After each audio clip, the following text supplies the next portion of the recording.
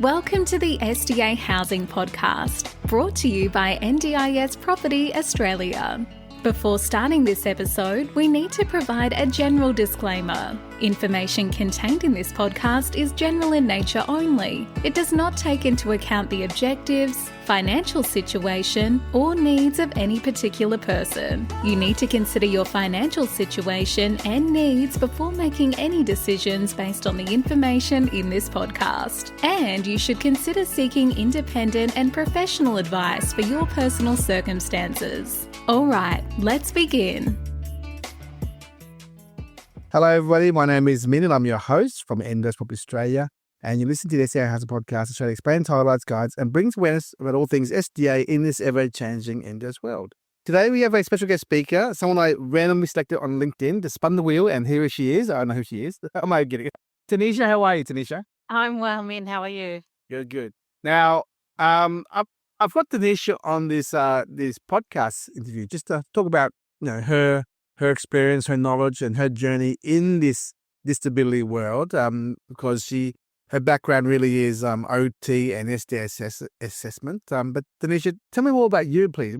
Who are you and what do you do? I am an accredited access consultant.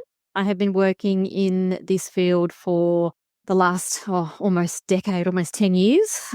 I am a registered occupational therapist. I am also a registered SDA Assessor, and I've been working within that space since it all started.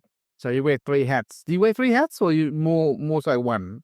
Well, I do work under the title of an access consultant officially, and then SDA assessing is part of that title. So I work on SDA assessments some of the time, and my OT qualification is my background to all of that. Can you please explain to us peasants out there, what these three hats mean, or why did you study all three, and why you're on the path that you are on right now of these three, please? So, to cut a long story short, occupational therapy was something that I was very interested in working in the health space and the health realm space as an allied health professional. And then throughout my degree, I had discovered the world of home modifications.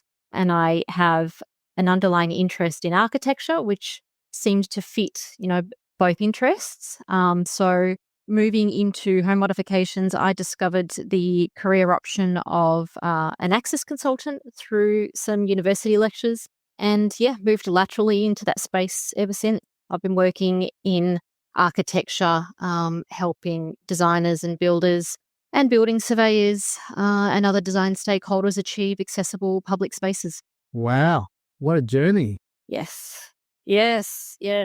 It may seem like a bit of a mishmash, but it does all make sense. So in layman's terms, are you a jack of all trades and a master of none, or are you a master of one of them? I am a master of achieving accessible spaces, and that brings with it ideas and knowledge and experience of what makes an accessible space through understanding occupant characteristics, understanding disability and how that affects function, and what the needs are in an environment that could support those characteristics. Wonderful. So what's your feedback on this NDIS world and the SDA market? I mean, from your perspective, you've been listening to our podcast, obviously, haven't you? Yes, I have. And how do you find the show? I find it very interesting. As an SDA assessor, there's a lot that we're not exposed to in the SDA realm. We are almost, you could think of it as the tip of an iceberg where it comes to helping to achieve successful SDA dwellings and enrolments. We are not exposed to all of the underlying facets of what makes an SDA dwelling successful and achievable and thriving post-enrollment. So, listening to your podcast is definitely an eye-opener. Oh, that's good. Are there many SDA assessors out there in the marketplace around Australia, do you think? There are. Yeah. Yes, there are. We're all nationwide. It's quite easy to become an SDA assessor once you become an accredited access consultant. So that is a prerequisite. However, there are quite a lot of SDA assessors out there in the space. Okay. Now, you mentioned to me on the phone call about a month or 2 months ago that your company you work for now, which when mentioned, is pulling back from the SDA assessment kind of services. Is there a reason for that kind of pullback? It is a common theme and knowledge amongst SDA assessors that working in the SDA space compared to other industries like general, building and construction, the world itself of SDA assessment is a lot more complex. Our clients in the SDA space need a lot more time and a lot more assistance and a lot more support than other stakeholders in the design space would need with regards to achieving a successful SDA project. And that time and that support takes up a lot of resources.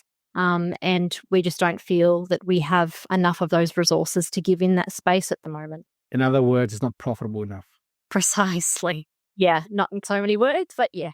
All good. So tell me some gossip. I mean, is there any gossip in your world of access consulting and the people you work with and what you've seen out there in the marketplace for disability housing?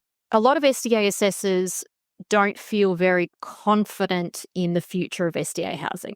And it has been a brewing theme for some time. And I think a lot of that comes down to the confusion and the lack of clarity around what makes a successful SDA design and whether or not a particular dwelling is actually fit for purpose once it's enrolled and out on the market. We have started seeing some clients come back with feedback post SDA enrollment, mentioning that a lot of their dwellings are not actually fit for purpose for a lot of their SDA participants. An example being robust housing, that our clients are expressing concern that the current SDA guidelines are not clear enough and they're not specific enough in the design materials and how to design an efficient, robust home to be able to support the needs of the participants, particularly those with challenging behavioural needs. Yeah, the design guidelines is overdue for a bit of a revamp there. I recall Debbie in my office saying that, talked to other assessors in the past, that it was rushed through at the very start. And, you worked for SDA Consulting in the past, obviously, and Bruce Bromley is an architect of that guideline. But again, it needs a revamp there. And Bruce is very good at what he does. You were there for quite a number of years, weren't you? Yes, Bruce is amazing. Bruce has been pivotal in the compilation of the SDA standards. And from what I hear, they are about to be reviewed. So, yeah, I suppose watch this space. Hopefully there will be some more clarity around the design guidelines and how to achieve more efficient homes. It was supposed to be released to market the end of last year, the changes, but are you saying it's being reviewed, or it should be reviewed, or it will be revamped? What are you saying? We haven't seen anything published. I am not privy to a lot of the SDA internal groups, for example, on Facebook and all some of the other chat groups that we're involved where we're exposed to some of the gossip about updates and that. So I really don't know when it will be published or finalised. Yeah. But it is well overdue. Yeah, gotcha. In your work, in your line of work, have you done a lot of work with robust versus accessible? You tell me your work right there in the last few years. Yeah, robust has been, it has actually taken somewhat of a nosedive in the last couple of years compared to when the SDA guidelines were first released. There's very little confidence amongst SDA developers and suppliers as to how to achieve an efficient, robust home. They feel that it's more expensive to establish and develop, and they just don't know how to go around it. And they're not entirely sure whether or not they even meet the SDA guidelines, whether it would still be fit for purpose. There's a lot of gaps. Yeah. 4 years ago, everyone thought, if we get 2 robust participants into a house that's robust, that should be fine. The income should meet what's required. But many years later, everyone's now realised it's pretty much 1 participant per robust dwelling.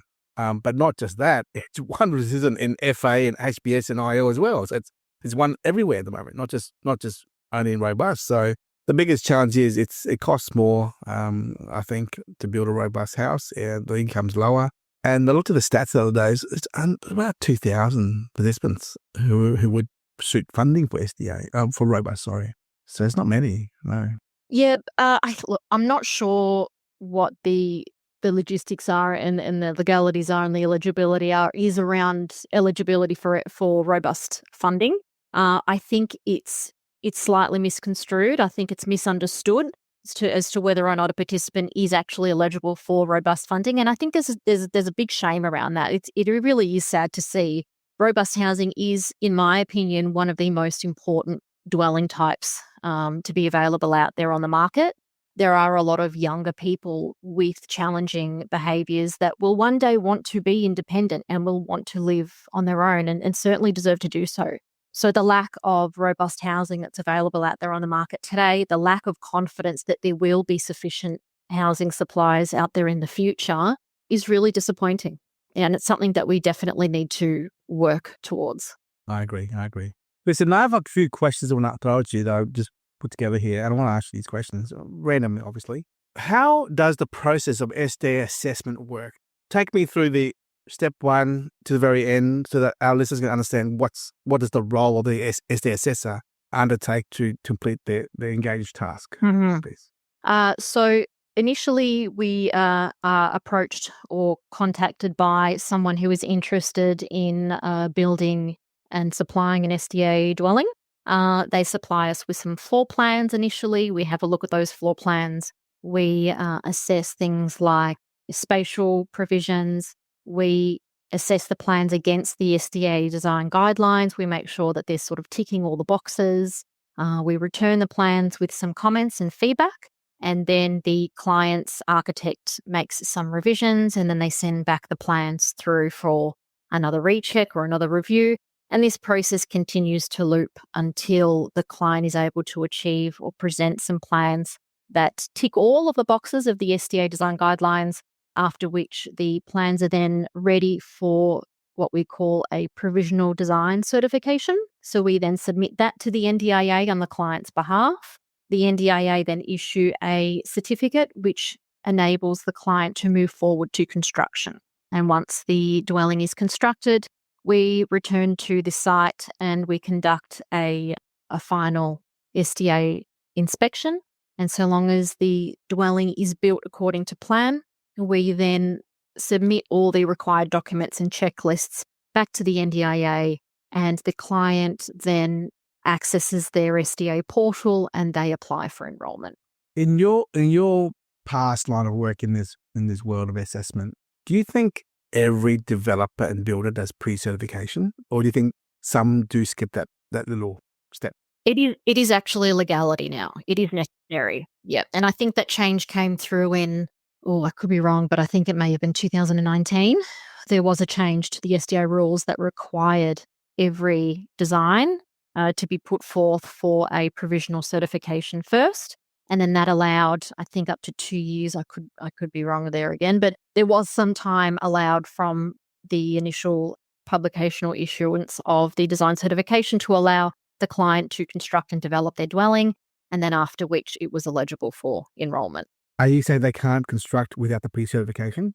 Exactly. They can't skip that part. Says who? The NDIA. Okay, gotcha. Okay, cool. All right. Wonderful.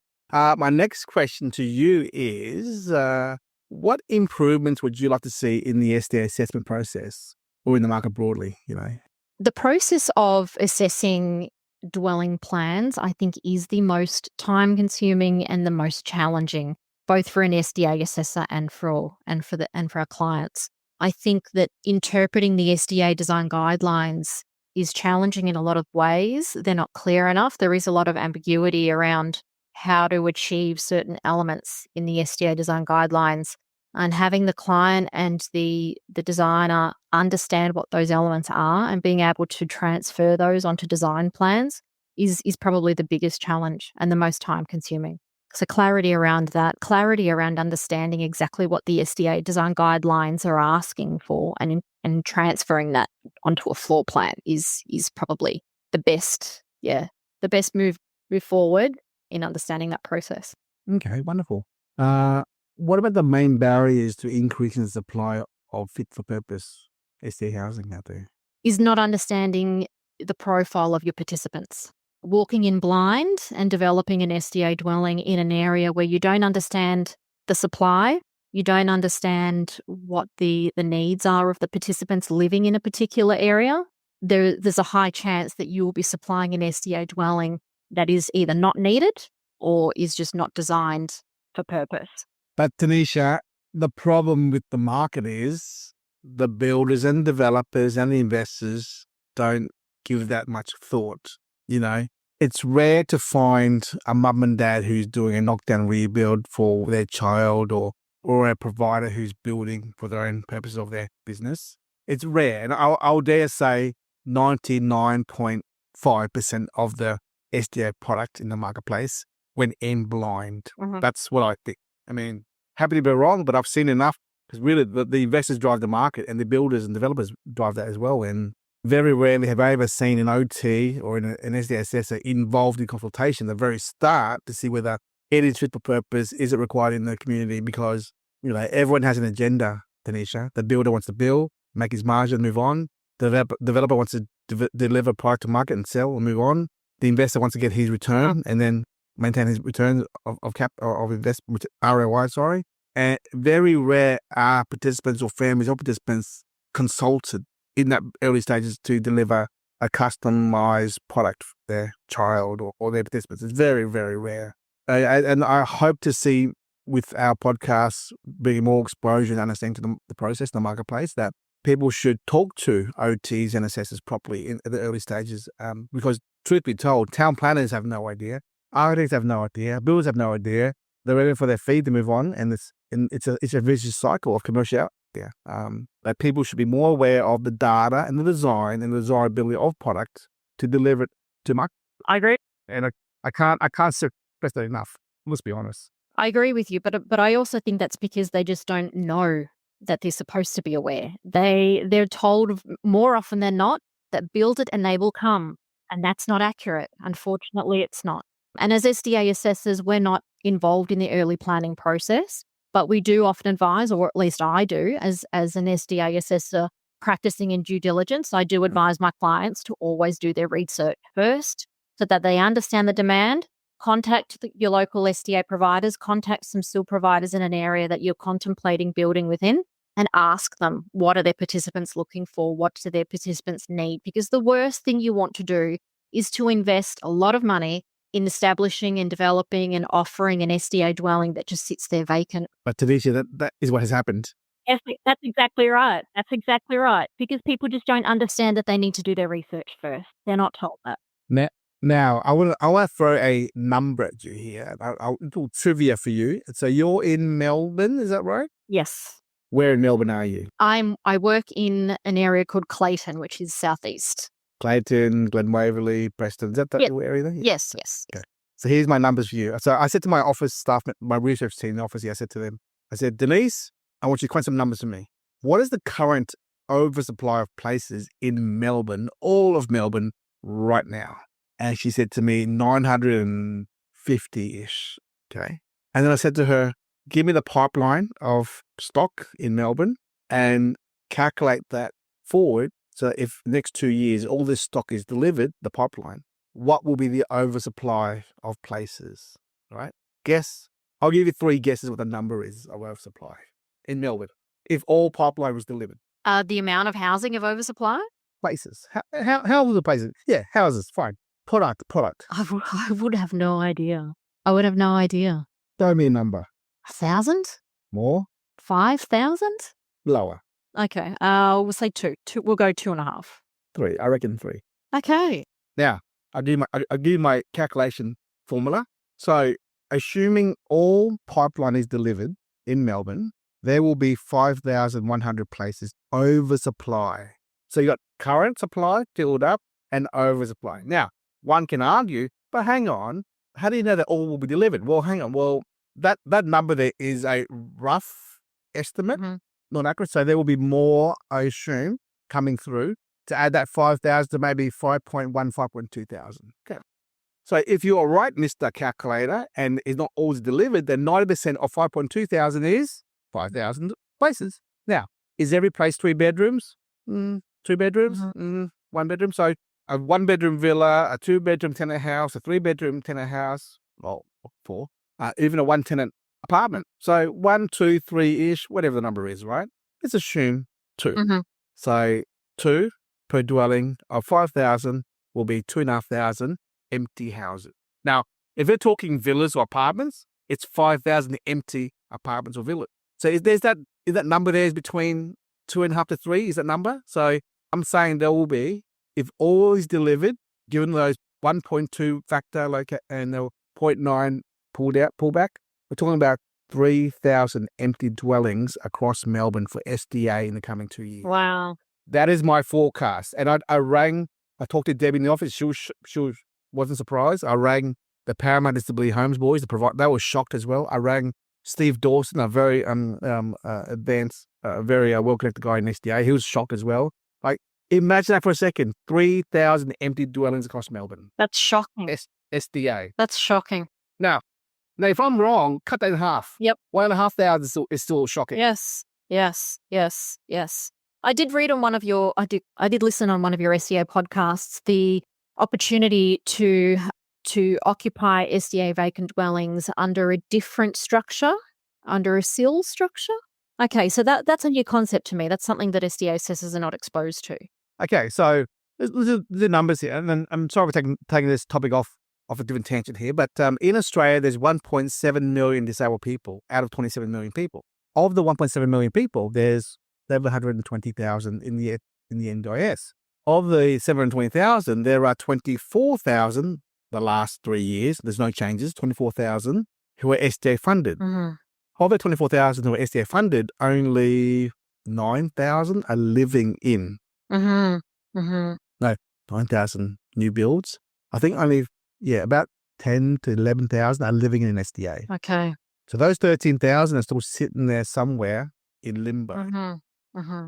Now, there's those 13,000 in limbo somewhere, Mm-hmm. right? But what about the other people who do not qualify for SDA, but are close to, but don't qualify, couldn't be bothered applying for, or trapped somewhere in a hospital, or mum and dad's house, or a nursing home? There's all those people there, and they're called SIL participants, right? That's 30,000, 35,000-ish out there as well. So those 30,000 plus people should be living in a SIL home because they are high needs but don't qualify for the SDA. Yes. Okay. So those 30,000-ish plus those other 14,000-ish, they're living in state government institutions, living in legacy group homes, they're living in mum and dad's house, and mum and dad won't let them go because mum and dad is earning a carer's pension now. Mm-hmm. And mummy knows best, so why should mummy let anyone else look after their child? So all those reasons why they are not going to SDA because they're being held back. Now, even the SIL providers don't want to let their participants go from their control because they're earning money. Right.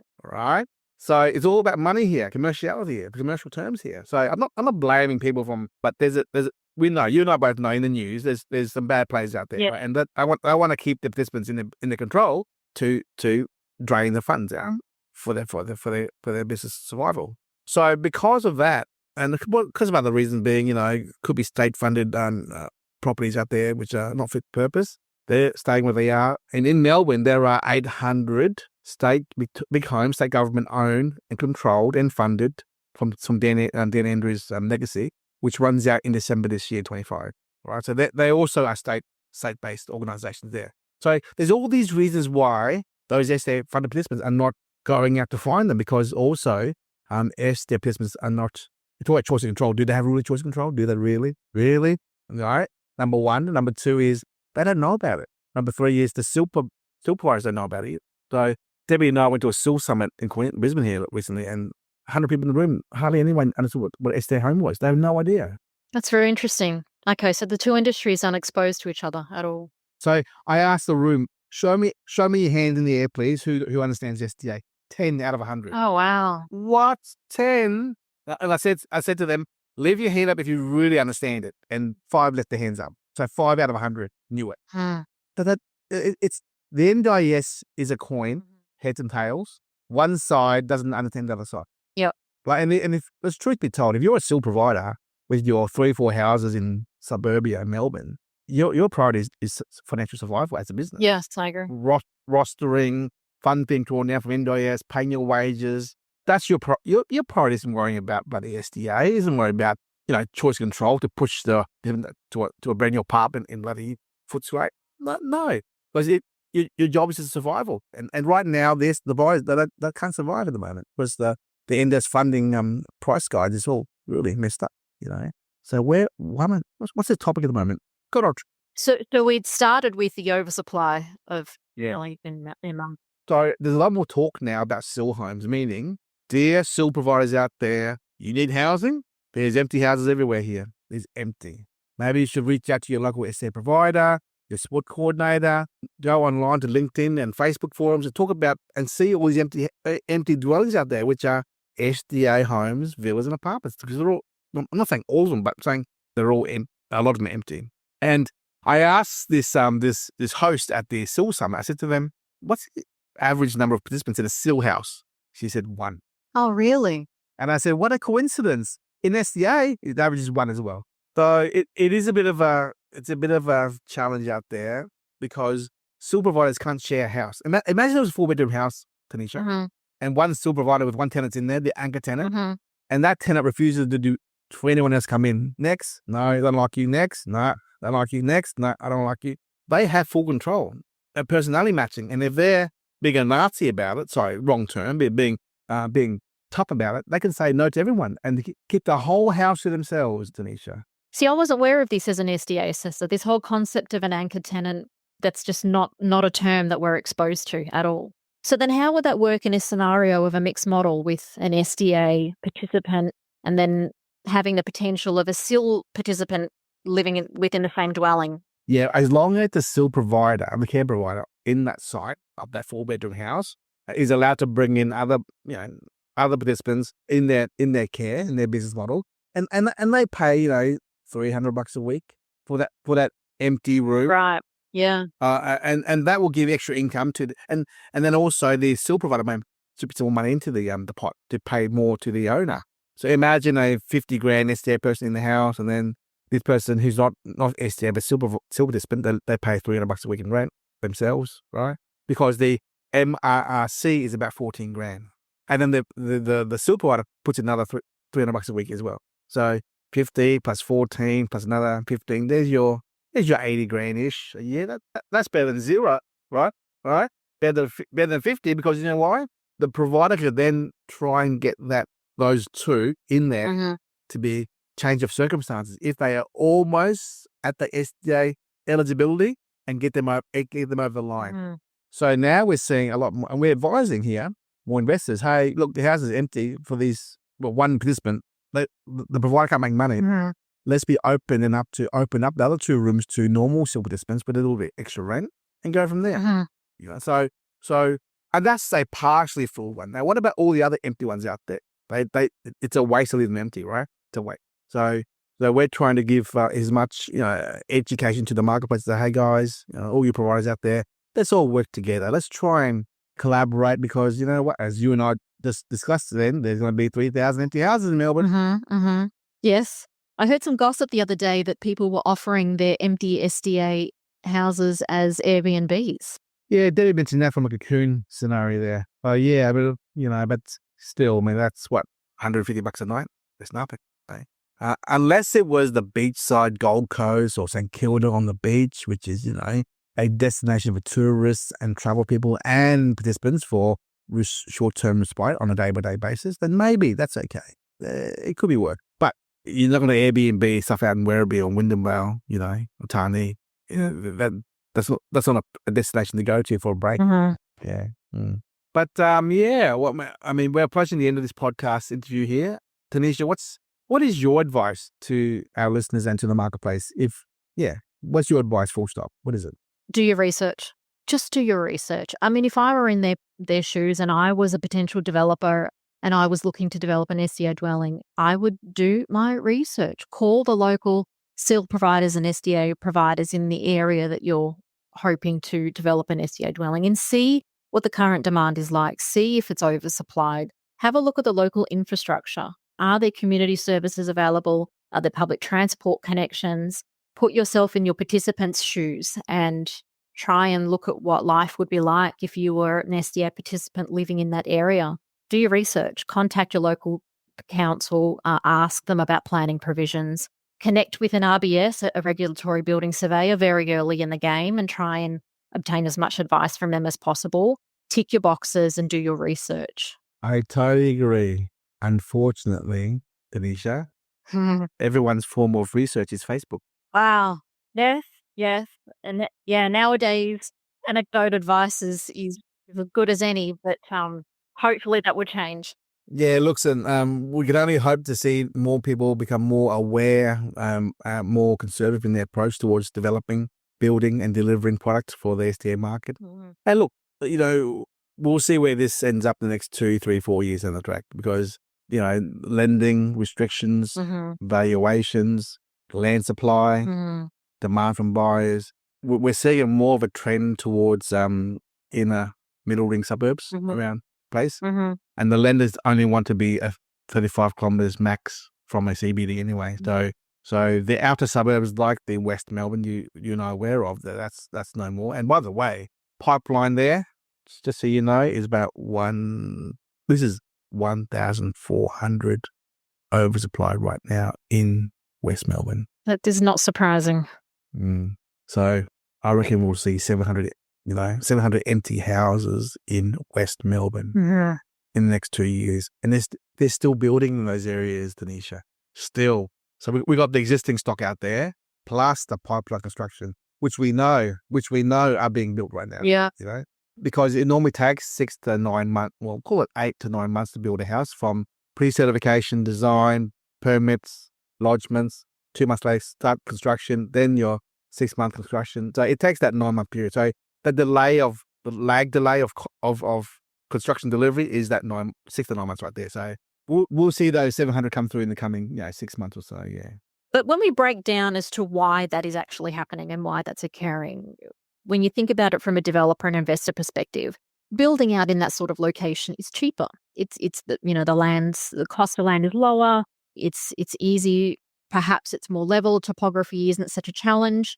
But then when you look at it from a participant perspective, it's too far from family. It's too far from, inner city, suburban or urban areas, too far from public transport and community services and infrastructure. So there is a mismatch or disconnect between the two needs of investors and developers versus participants. However, if we thought of some sort of, utopia scenario, let's just hypothetically say, where infrastructure was available or was being developed, community services and community supports were being established, it wouldn't be so much of an issue. So maybe we need to look at the gaps rather than looking at the current situation. What bridges do we need to build to connect participant needs with the initiatives that the investors are looking at establishing? Wow, I'm speechless. But yeah, you're right. You're totally right. Unfortunately, it will take 2-3 years for those outer suburbs to be. Yeah. Maybe it needs to be a conversation between so many different stakeholders to get into the same room and have a discussion between council planners and providers, and then investors and participants and representatives of SDA providers and still housing. Let's all get into the one room and have a conversation about what's realistic versus what's actually achievable. I totally agree with you. Tanisha, I would love, with your permission, to add your LinkedIn profile to the bottom of this episode. To people, if they'll reach out to you, they can talk to you directly. Is that okay? Please do, no problem. But thank you so much for your time. I'm sorry I went off on a tangent myself, but no, everything you say is informative, Minh, so don't worry. I can't wait for the phone call in 2 years' time saying, Minh, there wasn't 3,000, it was 6,000 over. No, I'm sure it's all accurate. Tanisha, thank you so much for your time. Appreciate it. And we'll be in touch soon, hey? Thank you for having me, Minh. Take care. Bye-bye. Bye. Bye. We hope you enjoyed this episode. Please make sure you are subscribed and following us so you can keep in the loop with all of our upcoming episodes. We would really appreciate it if you could leave us a 5-star rating, a written review, and to share this podcast with those that could benefit. Until next time, catch you on the next episode.